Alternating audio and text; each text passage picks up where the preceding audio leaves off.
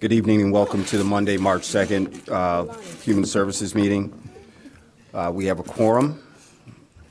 Is there approval for the February 3rd minute meetings?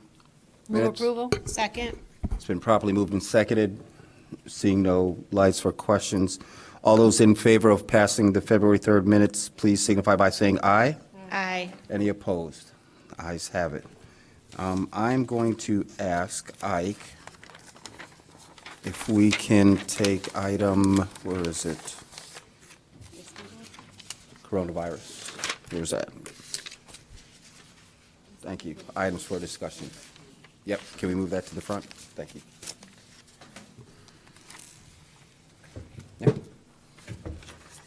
There you go. That's your turn. You have two? Yes. Yeah. Thank you. Getting y'all sorted out. Sure. Mayor Haggerty? Okay, thank you, Alderman, or Chairman. Yeah, I wanted to have the Health Department Director come here tonight to talk about the coronavirus and give this committee and the city an update on the actions that are being taken. I've been in a bunch of meetings with them last week to find out positively that they've been in meetings for, a couple months already on this. But I've been hearing from residents, I know other people have up here, there's naturally some fear out there about what's going on. So I appreciate the Health Department Director coming forward tonight and giving us an overview of all the actions that are being taken and what we can do as well as residents here to help keep our city safe. Good day, members of the Human Services Committee. Ike Obo, Director, Health and Human Services Department. I'm here to give a brief overview of the coronavirus situation in the United States, in Illinois, and in Evanston. The information that I will furnish tonight is going to be an extension from the press release on Friday. As we all know, there are confirmed cases globally, including the United States. So far, there are in excess of 55 countries where there are confirmed cases of the coronavirus. Here in the United States, there are 16 confirmed cases. 12 of those cases are travel-related. 4 of the cases are person-to-person. Here in Illinois, we've had 2 confirmed cases. The individuals who were involved in these cases has already recovered from the coronavirus. Just a few days ago, we got 2 additional cases, which are presumptive cases. And when you talk about presumptive cases, these are cases that have been confirmed in a public health lab in a state, but it's pending a confirmation test from CDC.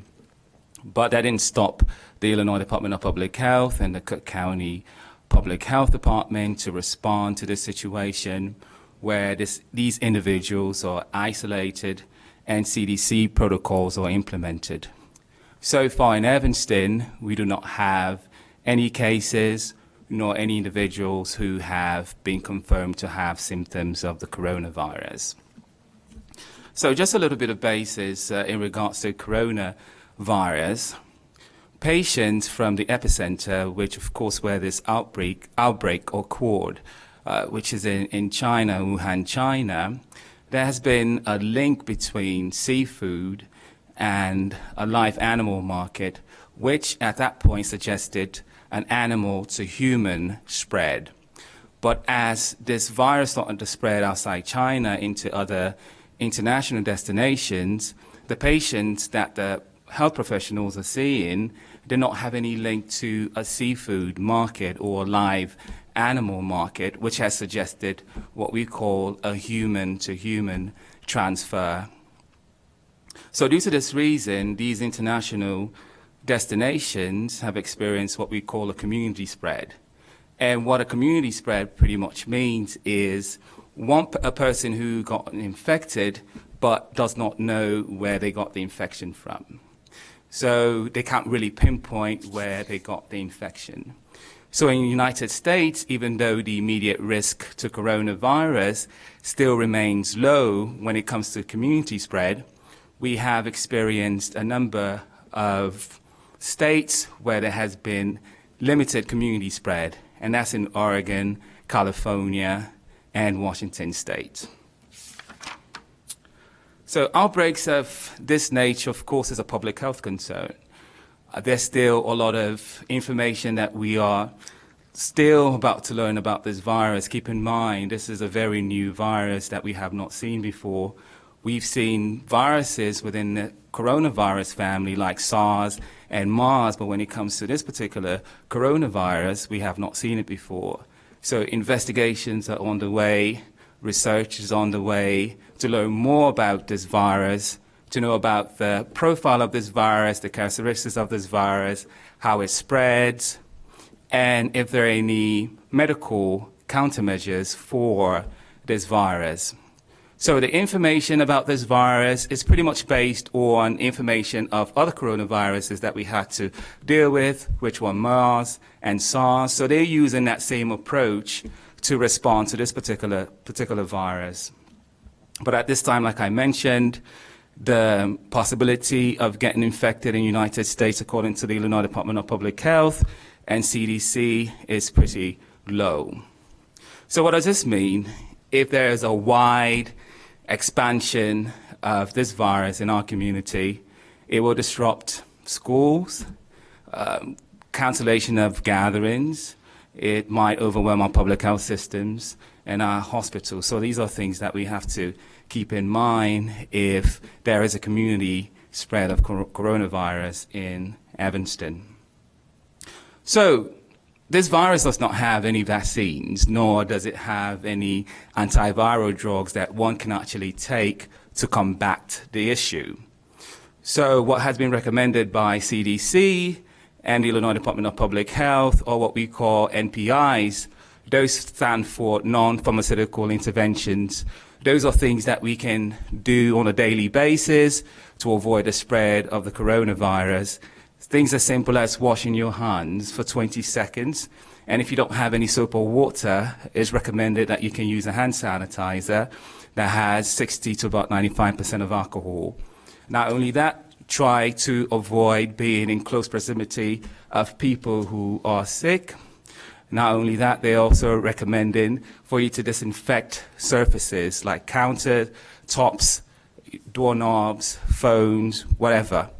Also, another recommendation is for those who are experiencing symptoms to stay at home. I think that's one of the most important factors here, that if you are experiencing any of these symptoms, to stay at home.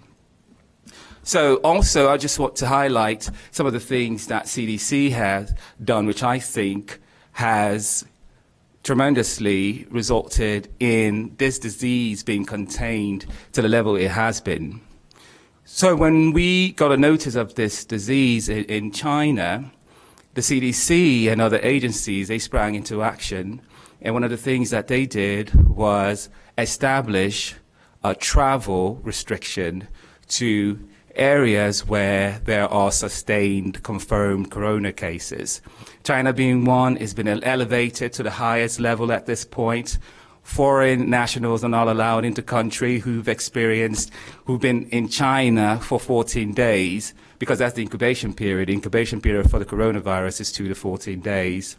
For U.S.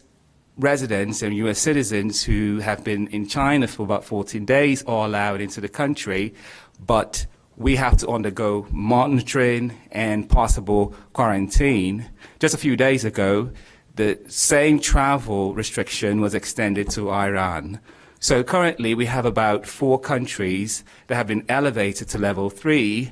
That includes Italy, Iran, China, and South Korea. So what has the city of Evanston done? We have done quite a number of things to prepare ourselves in an event of the coronavirus. We have engaged our local hospitals. They are prepared. Evanston Hospital, for example, they have a detailed plan in an event that we get the coronavirus here in Evanston. We've been monitoring and maintaining situational awareness with CDC and IDPH. We've been working with them very closely. They've been providing us information and guidelines on how to approach this issue. Also, we have been monitoring individuals who might be at higher risk. Not only that, we've been providing education. We have been working with our residents and our schools, our local hospitals. Just the other day, we had a meeting with some of our schools. And not just that, this week we're going to be having a meeting with Northwestern to discuss their strategies. We've talked to some of our homeless institutions here in Evanston about what their plans will look like. We are going to have a meeting with our MRC. These are Medical Reserve Corps. These are professionals whom we have to activate in a case of a public health emergency to discuss planning, strategies, and other activities. And not only that, we are determining whether individuals fit what we call PUIs. These are people under investigation. These are people who've experienced some type of symptoms that we have to monitor. But so far, so good. We do not have any cases here in Evanston. Just this morning, we had a meeting with the directors of various health departments in the region, Skokie, Will County, DuPage, Lake, to discuss strategies. So we are working on this, and I want to assure everyone that we're doing everything within our power to strategize and plan in the event that we ever have a coronavirus situation in Evanston. But currently, we do not have any cases. Thank you, Director. We have a question from Alderman Simmons.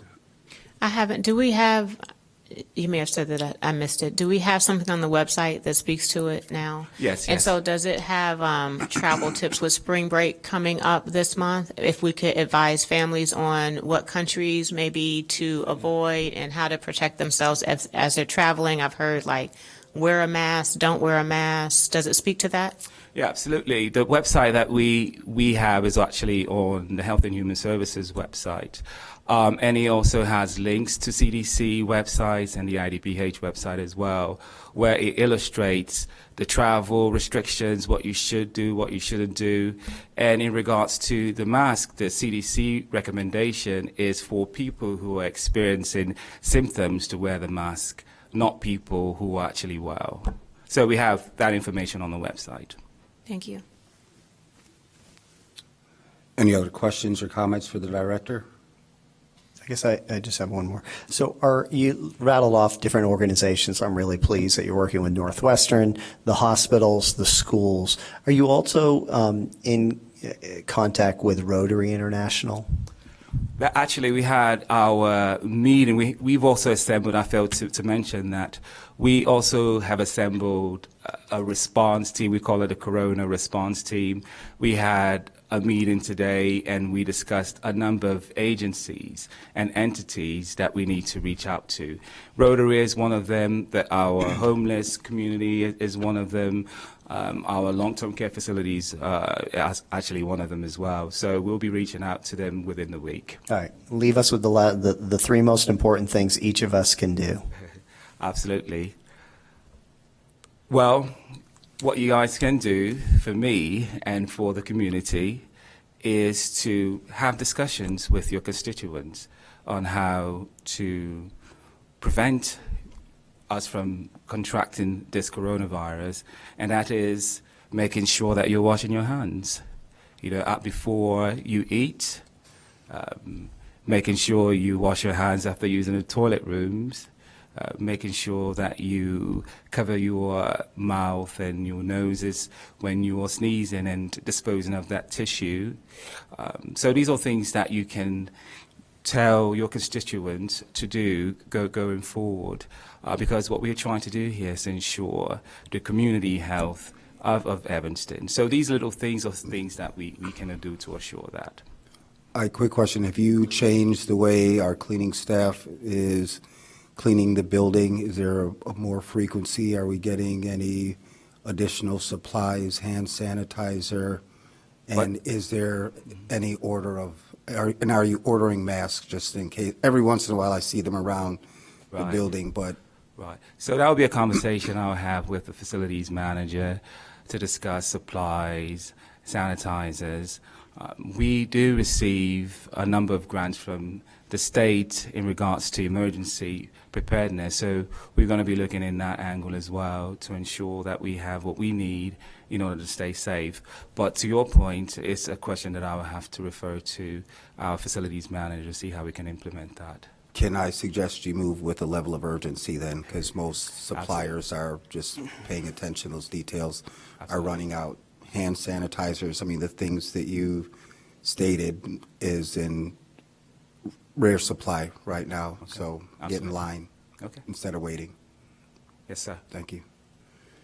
Seeing no other lights, thank you very much for your presentation, and we'll get back to the agenda. Next up, we have public comment. There are 1, 2, 3, 4, 5 folks signed up, 3 minutes apiece, starting with Ms. Priscilla Giles.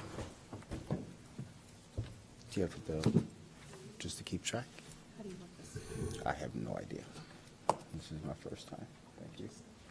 Beautiful, yeah. Good evening. Good evening.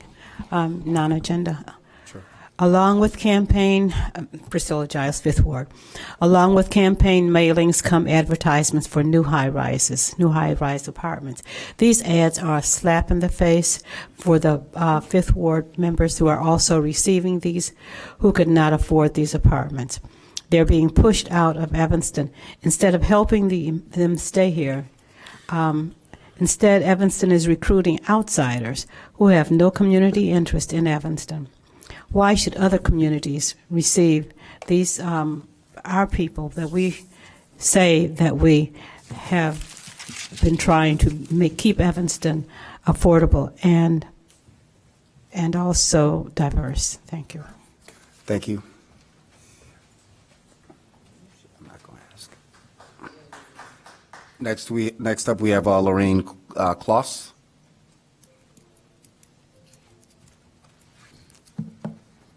Three minutes. My name is Lorianne Kloss, and I'm a member of Red Door Animal Shelter's Rabbit Rescue Team. Since Easter of 2019, I have helped rescue more than 314 domestic rabbits that were abandoned outside where they would have died. It's been 316 days since Easter. That's about 1 rabbit a day, and I am exhausted. Since Easter of 2019, Red Door Animal Shelter has received 471 owner surrender requests from people wanting to give up their pet rabbit. That totals 785 unwanted pet rabbits in the Chicagoland area in the last 11 months. And the city of Evanston has been a big problem spot for us. When Cook County passed a retail ban on dogs, cats, and rabbits in 2014, the intent was to protect rabbits. That's why they were included. Unfortunately, a lot of the older humane ordinances have loopholes. A lot of the language has to do with USDA breeders, which is geared towards puppy mills. That language doesn't work for rabbits. Recently, humane pet store ordinances have been passed in Downers Grove, Vernon Hills, Warrenville, Buffalo Grove, and Lisle. They have updated language that is strong and effective, and that's what I wanted for Evanston. The proposed ordinance on the agenda looks a lot like the Cook County ordinance, and if that one had worked, we wouldn't be here begging for your help. I almost didn't notice one part of it where it does say no dog, cat, or rabbit could be sold or adopted unless they were spayed or neutered. If I'm reading that right, that would work for us, and I would definitely accept that as my second choice. Thank you. Thank you. Ms. Tony Gritas, did I pronounce that correctly? Thank you. Yes, my name is Tony Gritas, and I'm the Vice President at Red Door Animal Shelter. We're right in Rogers Park. We've been your neighbor for 20 years. We have a lot of adoptions that happen with your residents, and we also have a lot of rescues from the city of Evanston. We have worked well. We have a great relationship with the Evanston Animal Shelter. You guys have your dogs and cats covered, but rabbits, third most popular pet in the United States. We kind of cover those bases for you. Most animal control facilities aren't equipped to rescue, let alone house rabbits, and that's our specialty at Red Door. We've had a number of rabbits. I believe it's about half a dozen rabbits that we've rescued in Evanston since Easter of last year. This is an annual problem because people purchase them sort of without doing their research, impulsively. They're very cute little animals, but they grow into animals that are very expensive and destructive and end up getting dumped outside. And I think most of the time people innocently think that a pet rabbit can live outside like the wild rabbits. People are less inclined to dump a dog, a cat outside. So we would like your support in this ordinance. Thank you very much. Thank you. Tamara Freedman. Hi, I'm Tamara Freedman. Sorry. I am it's fine. A resident of Evanston, and I have been a volunteer at Red Door for about 15 years. And before I went to Red Door, I didn't even know about rabbits. I didn't know they came in so many different colors and all kinds of personalities and all that stuff. And I'm a groomer now. I love grooming rabbits, but a lot of people buy rabbits and they just shove them in a room by themselves, and they don't treat them like they're actual members of the family, like we treat our dogs and our cats. So even just that is sort of like abusive to the rabbits. But then when they get tired of them, or they can't take care of them, or they realize, as Tony said, that they're going to be destructive, then they do just dump them outside. And I've caught some of those rabbits, and they're terrified, and they can be rehabilitated and turn into great pets. But a lot of people don't understand. They're not cuddly, they're not this or that, like they just get it for their kid or something like that. And they do procreate so quickly. There's a 30-day gestation period. So we don't have, if we don't have these locks in place, for spay-neuter, then it's just what can happen is incredible. They also have 2 birth canals, so it's crazy. We've caught, captured rabbits that people have left outside, and ended up with 20 babies. So we try to avoid that. So anyway, I think that this ordinance would be wonderful if we could stop anybody from allowing a rabbit that's not spay-neutered into anyone's hands. So thank you. Thank you. Thank you all for your presentation. Ms. Betty Sue?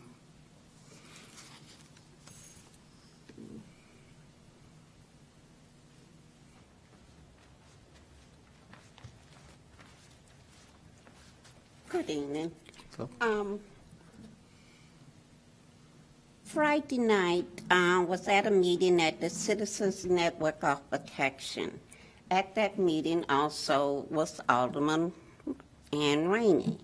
And she asked the question was, have we attended any of the police review board or the police citizen advisory committee meeting? And we told her, yes, we did, and but the review board, which we have been asking, is not in place. So she said, what? I said, you remember that ordinance y'all voted back in October that was supposed to be going into place in January? It's now March. And so she said, well, wait a minute. The mayor sent out an email for this. And the one thing we asked her, that there has been no real communication of this new process given to the community, no education about filing these new complaints, what is going to be the difference between the old process and the new process, none of that. So you have a low number of complaints from people. You will have even a lower number of complaints because, one, they won't know about filing, how, when, where, and how. The other thing, too, is that it's set up and like the old one, and they said, why go through that? Because nothing has changed. You changed the title because you have not discussed with them what you have changed. We did submit a metric to you to show you the difference between what the Citizen Network of Protection is proposing, what the old one looked like, and what you have. And we have been disseminating that information in the community. The people have our information, but they don't have the city. And why is that? Why is it that the city cannot have what they call town hall meetings, and not meetings where you give people cards and say, write your answer on a card, but a meeting where there is live discussion so that can come up with a complete and a workable process? We ask you to hold that meeting, the Community Service Department, your committee, and the Evanston Police Department to hold a town hall meeting that talks about the new Citizen Police Review Board. Thank you. Thank you much, Ms. Hester. Chief, before you come forward for the next item, I just wanted to go back and make an amendment to the minutes, if that's all right. Thank you. It's for item HS2. Somewhere in there it says Alderman Braithwaite recommends the adoption of the resolution. I think I covered that in the last meeting. Do you recall what did we edit that to? That was defeated. No, but I mean, the way it reads is that I made a recommendation for the so I wanted to strike that before it went to council. So it's reflected in the minutes, and I just want to, it's still in draft format, so I want to make the change. Did we leave it to staff? I can't recall. Was that it? So if we can go back and just make that amendment, Corporation Council, just. So I'm going to strike that. It's on page 5 of 66 in the packet. I think was it just staff made the recommendation? Alderman Braithwaite, can you just make that amendment and then repass the minutes Okay. with the amendment? So if you guys could grant me a little bit of privilege, just if we can make a motion to pass the February 3rd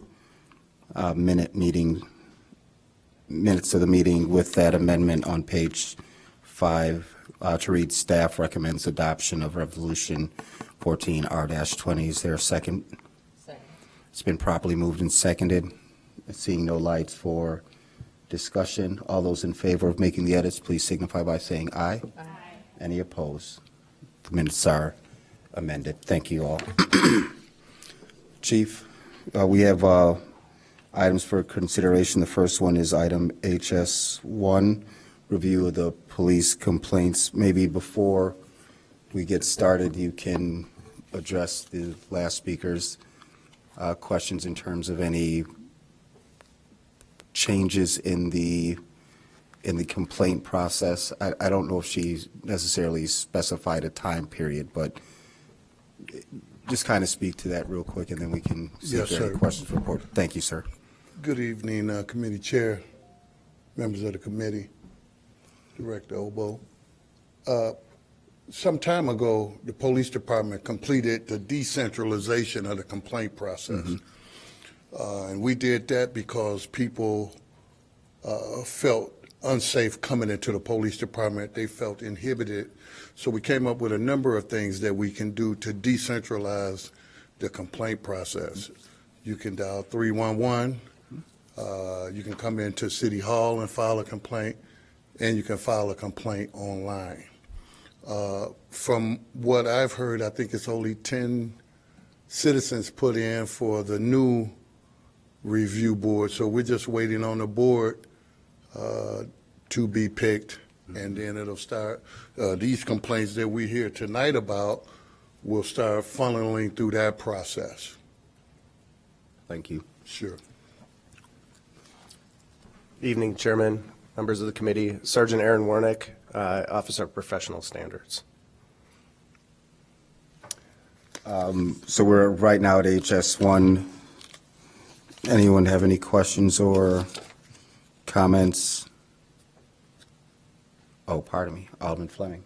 Thank you. Yeah, if I can, real quick follow up to the chief's comment, I do think it would be great if the city manager's office and the chief can put something together, what the new, how the new complaint process will be handled. And then when we do have a new committee, that we probably should make sure we make that announcement either here or at full city council so that people know the new committee is in place, because it has been like probably a year we've been talking about it, but we still don't have the committee in place. So I do think it's important that the city manager or the mayor make that announcement when that committee's in place. And then that we can, because obviously, again, even with you making that announcement now, everyone's not listening. So making sure that we are proactive, whether on the website or however we do it, that people understand, what the new process is, what the new committee is, when the committee meets and all that stuff. So that's a joint between us and you all to make sure that we do communicate that, Sure. when we're up and running. Sure, no problem. And can I guess as a point of clarification, two people have used the word new. I don't think the complaint process itself has changed, other than there are more places that people can access and have the ability to make a report. Well, it's a new board. And a new board. Yes, sir. Okay. It's a new review board, people Okay. that are going to be reviewing disciplinary actions that are Right. new. And as I stated, to make it a little bit more transparent, to gather more opportunity for people to feel safe to complain. That's why we went through the decentralization process. Yes. Yes, sir. But has the process changed in terms of someone who still has the ability to come in, whether it's at the police station, meet off-site, they're making a complaint, the complaint then goes to the OPS officer for review, and then you go through your normal channels. I'll let you take it from there because I don't want to misquote anything. You're correct. We go through the channels of investigation. We were in the Hilliard Heights report that the city paid to have done on the police department. They said that we had a really good investigative process for the intake of citizen complaints, but we looked at decentralizing the intake of complaints, whereas if you come, people didn't feel that it was a good thing to come in and see the sergeant on that shift. So we put up a lot of new things that they can do to file a complaint. 311, the citizen complaint form online, or they could come here to City Hall and file it. Thank you. All right, so I have a couple questions about the complaints. I did, Yes, ma'am. are you ready for that? So I did go in and look at the videos for these three complaints for a variety of reasons. So CR 19-6, which the complaint was, well, I won't go through it, but it was a complaint. What page are you on, Alderman? Let me roll down. 11. Thank you. That's the right one. Yes. And so I did look at that video. I had some concerns just based on some things that were in there. And I did find, or in my opinion, there was another rule violation that was not stated. And that was rule number 6, which I can read for the general public who doesn't have it in front of them. Sorry, I had it open a second ago. Would you like me to read it, or do you have it? I got it here. Okay. Rule 6 is incompetency or inefficiency in the performance of a duty or task. So in the complaint, it reads that a passenger in the car was asked to identify themselves, and they did not comply. And looking at the video and then reading further into it is they do not. If you're a passenger in a car and the car is being stopped for a traffic violation, you do not have to identify yourself. It might be requested of you, but you are not the driver and not the reason that the car was stopped. So while I appreciate that, there was some findings here of, you guys don't use the term guilty, but there was some findings in which there were error. I think, and there was 2 different officers here. I think our officers need to know the policies and the law. And this officer stated very clearly in the video that this was the law. This person did have to provide their ID. The gentleman in the seat said this is not the law. I do not have to provide it, and did not do so. And in speaking to the Sergeant Warnick. here in front of me, that is not the law. So I think our officers need to be held to know what the law is, particularly when we're demanding it of our citizens. So I think that Rule 6 should be added to this violation here. in my opinion. I don't know how we do that after the fact, but Yes, I understand where you're at, Alderman. But what we did was we addressed the rule violations that the supervisor put out, and we took the appropriate level of discipline on those two officers with a specification for a training class that will address their deficiencies.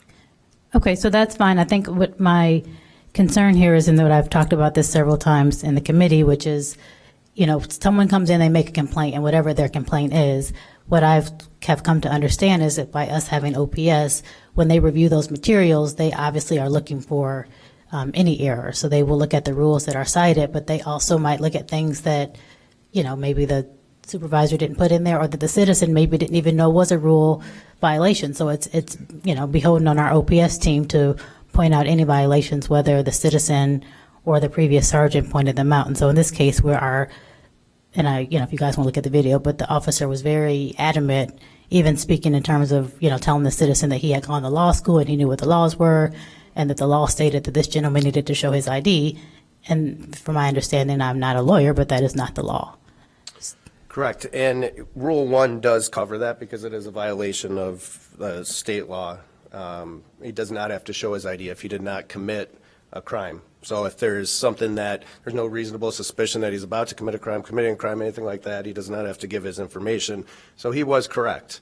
And it is covered in Rule 1. I do understand what you're saying with Rule 6, and it was not added to this. And with the complaint process, when we do the reviews, it is up to the investigator to look at the rules and see what fits. If at some point, which did happen on this, supervisor along the chain of command does see another violation that fits, like this one, they didn't have a ticket book, they ended up adding a rule for not having equipment. So if something like that occurs, they will go ahead and add it. So based on this, I believe the investigator felt that the rules covered the actual violations. All right, so I for the record, disagree. Okay. So in the other video that I watched was 19-11. I did not watch the other one. So 19-11. I just want to make sure I get to the right page for you all. Handcuffing. Had to do with the gentleman who made a complaint regarding handcuffs being placed too tightly.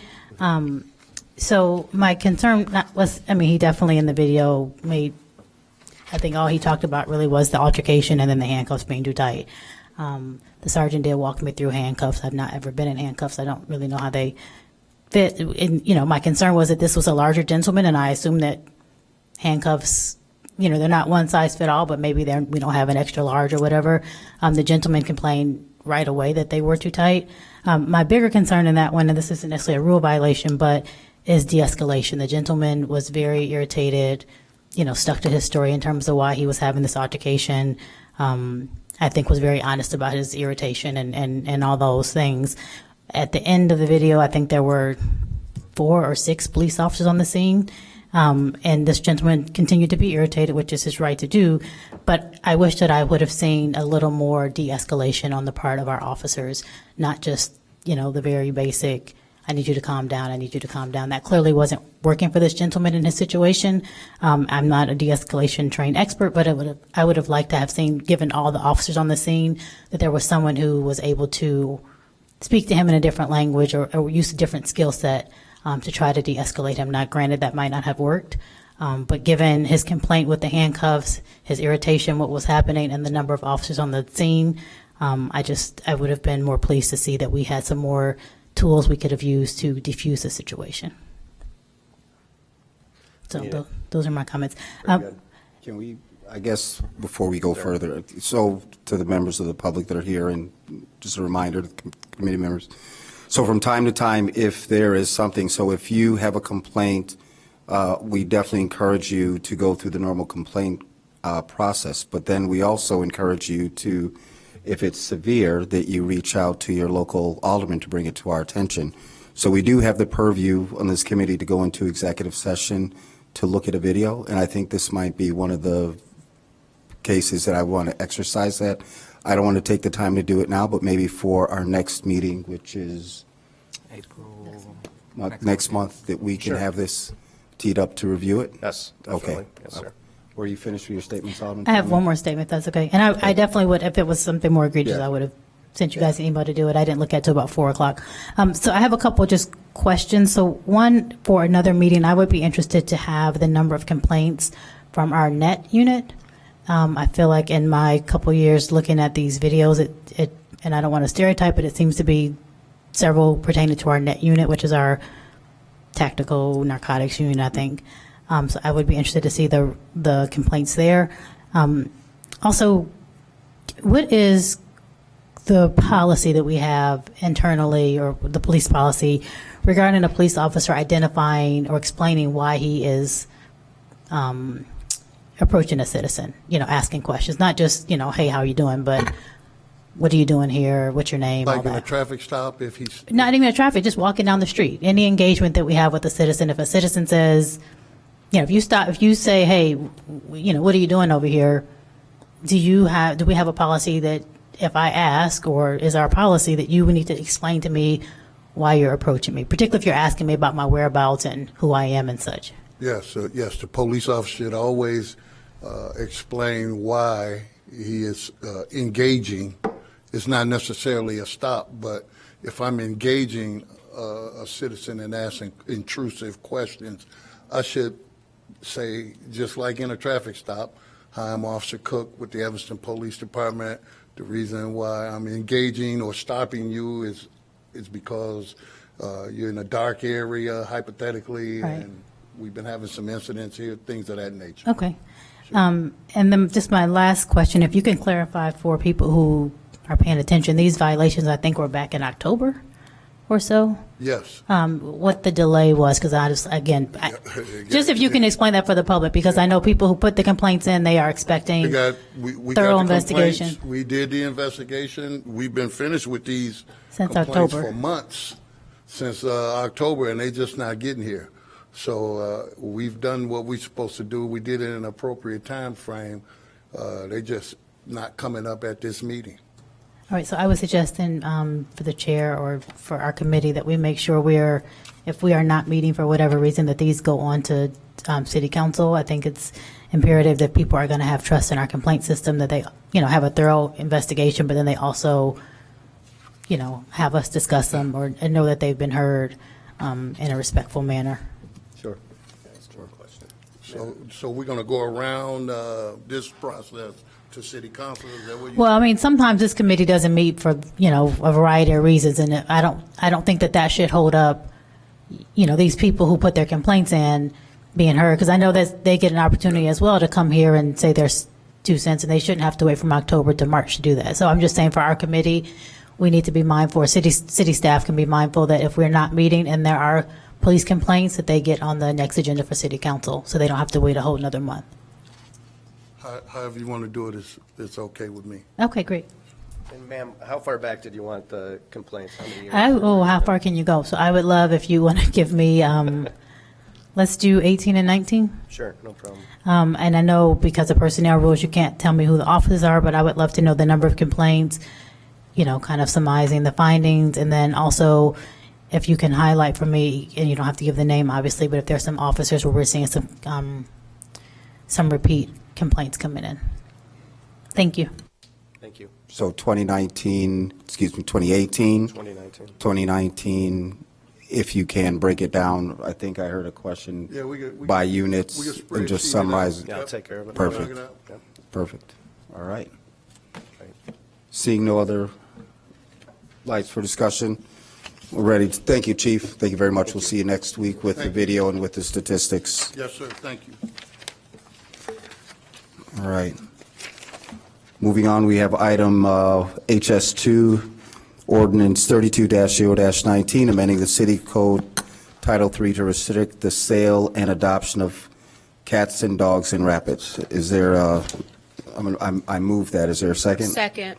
It's been properly moved and seconded. Alderman Fisk? Did you? Yes, thank you. Thank you, Mr. Chair. I'm going to the Ordinance. page. Okay. The So this is an issue that's been brought Sorry, to you're us on from a number of Thank you. a number of folks. We're on page 38 of the Thank you. packet. First coming to the Animal Welfare Board when Alderman Braithwaite was the council rep, and now with me as council rep.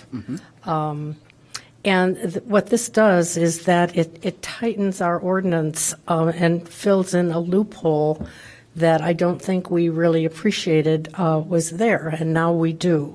So I want to join those progressive communities that are looking to take a humane stance on the sale and adoption of cats, dogs, and rabbits.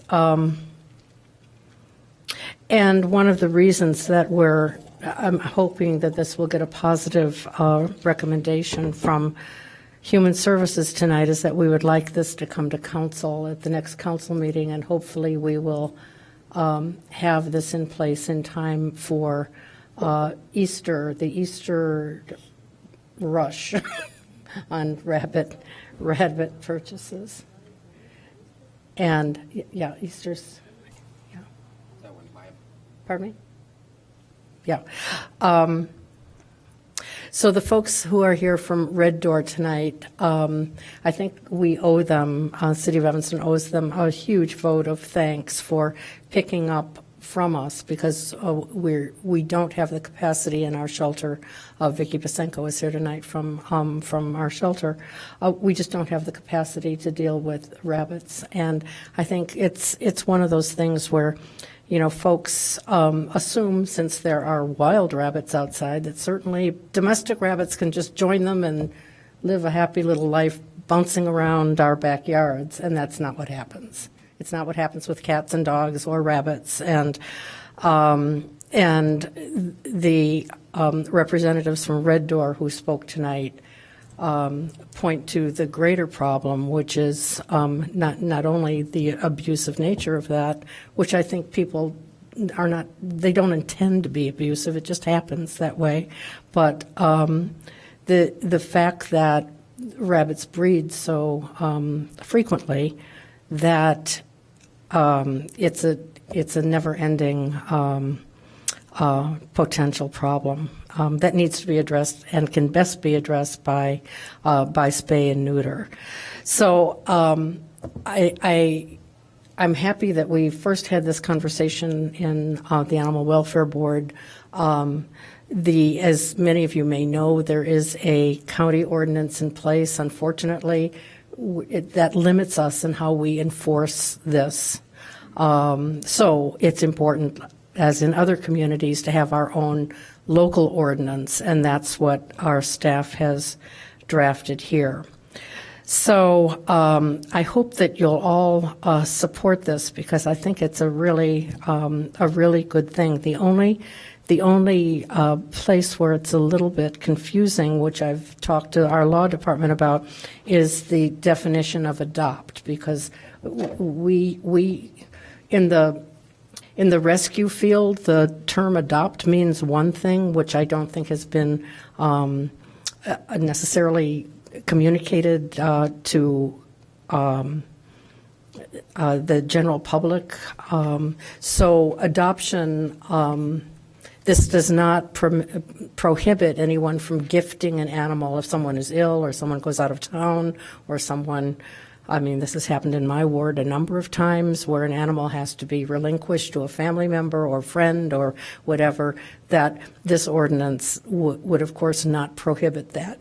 But I've asked staff to come up with some language when hopefully this goes to council next week, that we'll have that language in place that allows people to do that, because again, that's important. But I think this is a good step to take. Maybe not the perfect step to take, but it is certainly a step in the right direction. The other part of this that I do want to say about adoption, and especially dogs and cats, dogs specifically, is that since the puppy mills have been exposed and prohibited, there has been a lot of attention given to bringing in animals from other high-kill shelters throughout the United States and coming in for adoption in our area, and that's a very good thing. But it's really important that these animals go through licensed rescue organizations that have a commitment to getting the animal not only spayed and neutered, but also the medical care it needs, the work that on temperament training or just general obedience training. I mean, you've heard from Vicki Pasenko about the work that we do at the Evanston Animal Shelter, which is incredible, and has really reduced our euthanasia rate and is increased our successful adoption rate dramatically because we've been committed to that. So that's one of the important things is that when dogs come in, that they go through a licensed organization, that we can be sure that the animals have been vetted properly and are ready to go out into adoptive homes. So hope that you will support this. If you have any questions, folks are here tonight to answer your questions. So thanks. Thank you, Alderman Fisk. Alderman Fleming? Yeah, just real quick, so I had no idea that we had a rabbit, whatever, situation going. Oh, yeah. I feel like we got a All over gazillion of Evanston. them. And the skunks. But, so I guess my only concern here, so we have neighbors who, I'm sure people's dogs have puppies and they're, selling them to their neighbors or whatever. And I have two dogs that I love very much, and so I understand the regulation. I guess I'm assuming our staff is going to spend a lot of time like on Craigslist trying to figure out if a neighbor's selling to a neighbor and all that kind of stuff. But, I just get a little bit concerned about people who are not trying to harm animals, are not puppy mills and all those things, but either have an animal there. I'm glad you mentioned the gifting because that's possible, or they're, selling for a couple bucks. The rabbit thing is, so with this being super new to me, I guess my only concern about this, and I don't know that this is fact, but when I was little, the fishbowl sold rabbits. I think it was the only place I remember selling rabbits because I'm not a rabbit fan, so I never went into the store. But I know they just had a new owner, a young business owner. I don't know how much revenue she generates from rabbits. I don't know if that's the only place in Evanston you buy a rabbit. I don't know anything about the rabbit industry. But I guess I feel a little bit bad for this young woman if she purchased this store thinking that was, her big ticket item, and now we're telling her she can't sell them. Again, I don't know who she is. I have no loyalty to that. That's just the one place I can think of in town that does sell rabbits. So if this is something we're going to do, I would hope that as a city or however, we work with her to, kind of wean her out of that business. If that is, I would hate to see a young person who's invested into a business. I know she's done a lot with the facade and so on. And now we're telling her that one of her income sources is no longer permitted when it had been permitted probably my entire life at that business. So that's just my, 2 cents in terms of us being, kind to the rabbits, but also understanding of our business community. The other thing is whether we ban the sale or not, I don't really have a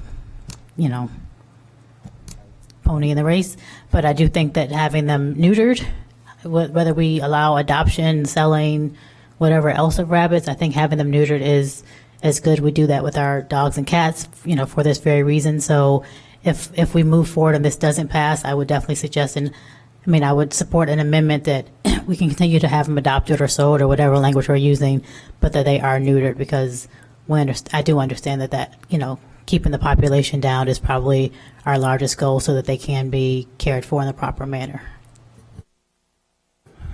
Thank you, Alderman Fleming. Alderman Fisk? Thank you, Alderman Fleming. There's nothing to prevent her from selling rabbits. It's just she has to neuter them. She has to have them neutered. So, but this so can you explain to me then the USDA clause, is that only for the registered as a, let me find it here.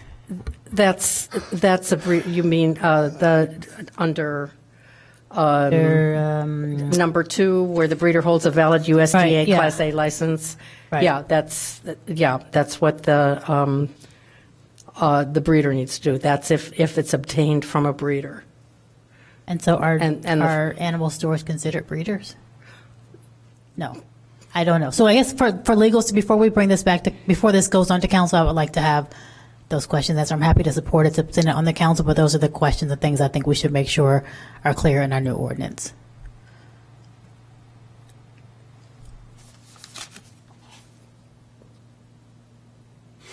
All right. Seeing no lights? Oh, sorry. I just want to express my appreciation to Alderman Fisk for all her detailed attention to this issue, and her stamp of approval is really important, so I'm happy to vote yes. Thank you for your comments. Thank you, Alderman Fisk, and thank you to our three speakers and Vicky. Seeing- Can I ask a question? Sure. I'm sorry. Sure. On Alderman Fleming's point, so Alex, does under the USDA Class A license on page 41, number 2A, does that define a breeder? So anyone who falls under these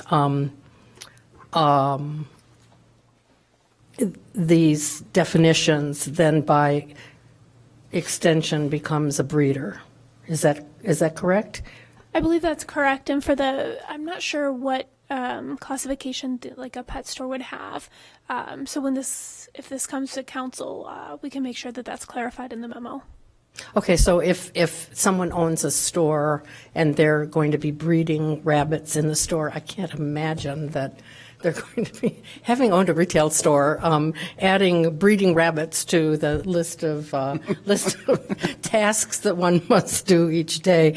I'm not sure anyone is going to do that, but I appreciate the question being asked. But what I'm trying to figure out is, does this then define who the breeder, what a breeder is? So anyone who has 5 female cats, dogs, or rabbits capable of reproduction then becomes a breeder, whether they're a store or an individual or a whatever they are. No, I think it does not read that way. It says a breeder holds a license. Well, it says but then it says so there's some other categories. So the breeder is one thing, and then these other categories, because like B is the breeder owns and possesses. So I think if you're a breeder and you have to meet these other categories, but that's something that legal should flesh out for us. I think it's the categories, and then if you meet these categories, you have to have this USDA license. So that's correct. Yeah. Okay. Like I said, we can but flesh it out further. We'll address this at Yes. council. Yep. Okay. All right. I feel like you have enough information? Perfect. All right, this item is for action. Seeing no further lights, going once, twice. Just joking. All those in favor of passing item HS2, please signify by saying aye. Aye. Any opposed? Ayes carry. Item HS3, donation policy. Welcome back.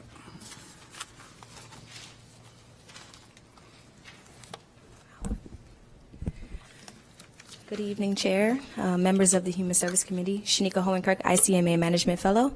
So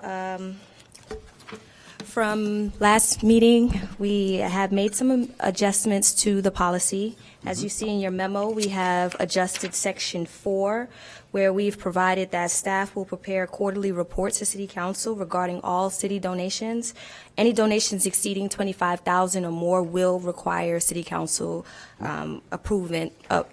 acceptance of action. So, also moving right along, we have made some changes to. Can you all hear me? Yes. Okay. We've made some changes to Section 5. I've also renumbered from the last policy, so I don't want to confuse anyone, but what you see attached to your policy now is Section 5 for the general conditions. The new language will go as follows: donation that violates city code or city policies or the laws, states or federal laws or other order of governments will not be accepted by the city.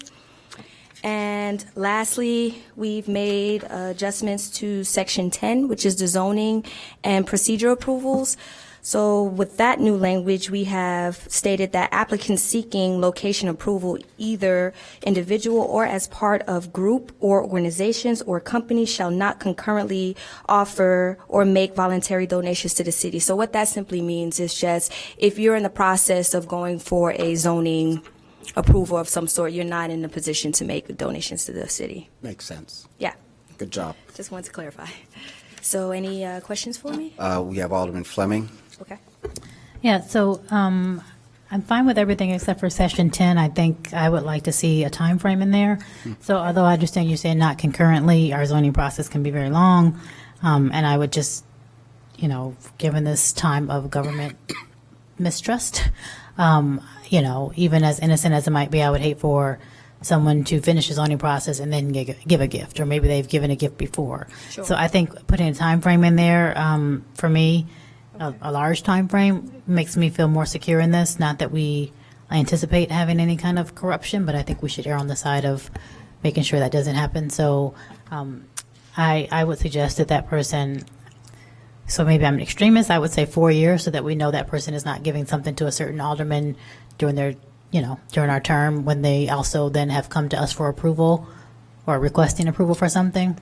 I don't even know what kind of gifts we get really, but I'm flexible in the 4 years, but I'm very concerned about someone giving a gift. And just as a point of clarification, because I think you're raising an issue, but that's from my perspective outside of this. So, and I'll have you to clarify, because we don't accept personal gifts over 25. I understand, but when I'm saying gift, what if, I'm putting this out there as hypothetical, but when I'm saying city gift, it could be any gift, or it could be, they're going to repair a park in the 9th Ward. It's not a gift to me, it's a gift to the city, but people label gifts all the time, and I think you've addressed this, but people might label a gift for a certain area of town or for a certain usage. And so I just want us to remain clear about particularly zoning approvals, that those can never be seen as part of a previous gift or a future gift. So again, let's clarify the conversation, because I think what you're saying could be considered a public benefit, but these are donations that would be accepted from the city. So I think I understand a public benefit. So usually a public benefit, if I'm correct, we have them so that they're around the projects, right? They're very clear and they come up during the project. I'm speaking of a gift. If I want to build building X, Y, and Z in the 1st Ward, I don't think that then, I should be able to 2 years down the line make a gift to the 1st Ward and make a gift. I think we want to be very clear that things can never look like we are doing or have done something regarding a gift. Public benefits are very clear. Those are put up front. Those are clarified during the, zoning or diaper or whatever process. And we've made those so that they are around the certain project. Okay. Oh, Alderman Fleming, thank you. No, Fisk. Okay. Yeah, when people move around, it gets a little bit. Alderman Fisk, I'm sorry. And then followed by Alderman Ravel. Yeah. Thank you, Alderman Fleming, and I agree with you. I mean, to put it very succinctly, we don't want to appear that anyone is buying zoning. Yeah. And that's a cornerstone of good government.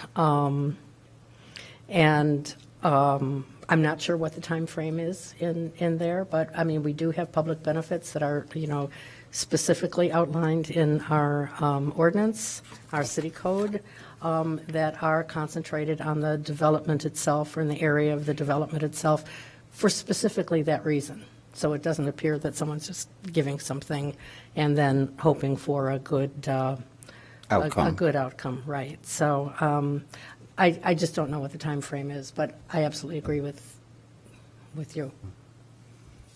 Okay. Alderman Ravel. I had a different subject, but just to follow up, is there any guidance we can get from any other communities about some kind of a time frame to put into this for the non-acceptance of a gift? I don't know what other communities are doing in this type of policy, but maybe that's a place to look. But the one point I did want to make, it's on page 56 of our packet. 56. In terms of documentation and communication with donors, And 16.2 says when a gift is received from a donor over $600, the recipient department must supply the donor with an income tax receipt. But the IRS rules is for any gift over $250. Is it, okay, got it. Nice catch. Okay. Are you, that was it? Can we, one comment from Corporation Counsel, then come back to you? What was that? Did you want it to address the time period? I think staff will have to look into it, and we'll look Okay. at what other communities are doing, and then we can come back and recommend something based on what's standard. Okay. Thank you for your comment. Alderman Simmons. It seems that we have overlapped two conversations from like a gift and then public benefit, right? That's what I was Because the trying to make a gift might distinction. be, I want to pay for improvements for this park, and then the public benefit is directly attached to a plan development. Correct. And there's already governance on how we do that. Right. So whenever this comes back, if you could be clear that we don't like merge those two and differentiate them. Thank you. All right.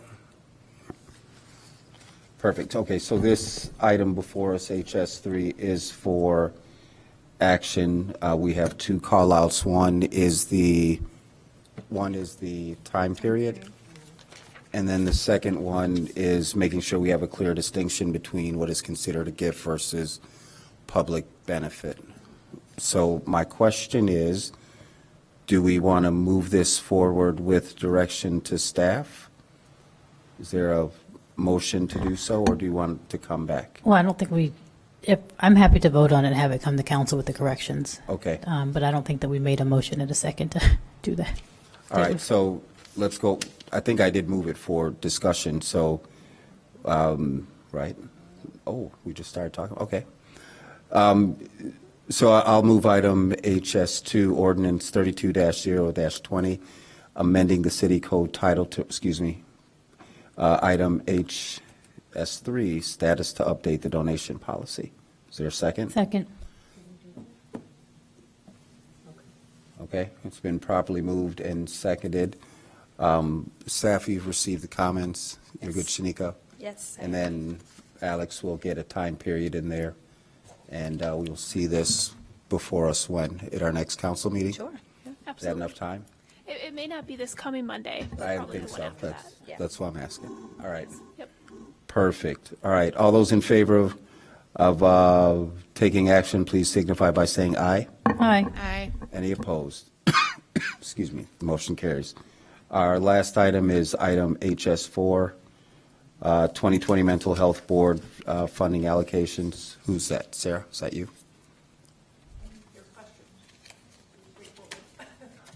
It's been moved. Is there a second for discussion? Second. It's been properly moved and seconded. Seeing no lights for discussion, this item is before us for action.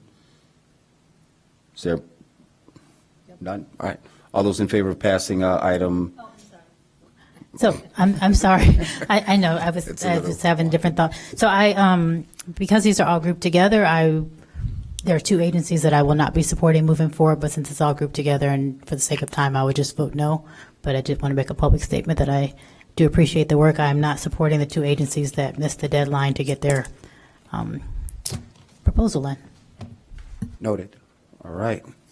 Seeing no other lights for discussion, all those in favor, please signify by saying aye. Aye. Any opposed? No. All right. The motion moves forward. I gave his update earlier. Are there any items for communication? Yes, I do. Oh, I have okay. one. So the 13th edition of WOW kickoff is April the 25th. You can register online. Registration is open. And we look forward to having you at ETHS during our launch on April 25th. Thank you very much, Ike. Seeing no other lights for communication, is there a motion to adjourn? It's been properly moved. Is there and seconded? All those in favor, please signify by saying aye. Aye. The meeting is adjourned. Good night, everyone. Thank you.